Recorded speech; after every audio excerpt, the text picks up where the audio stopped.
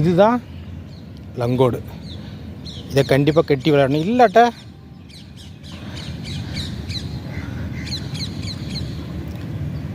இதுனா ஈஸியாக இருக்கும், நம்ம காலத்தி வச்சுக்கலாம், துவைச்சிக்கலாம். இது ஒரு கண்டிப்பாக நீங்கள் வாங்கி ஆகணும். இல்லாட்ட தனியாக ஜட்டி தனியாக வாங்கிக்கலாம். இதுக்குன்னு டைட்டாக இறுக்கி பிடிக்கிற மாதிரி, விரைய இறுக்கி பிடிக்கிற மாதிரி இருக்கும், அந்த ஜட்டி வாங்கிக்கலாம். சரி, இது எனக்கு இது யூஸாக இருக்குது, அதனால் வச்சுருக்கேன்.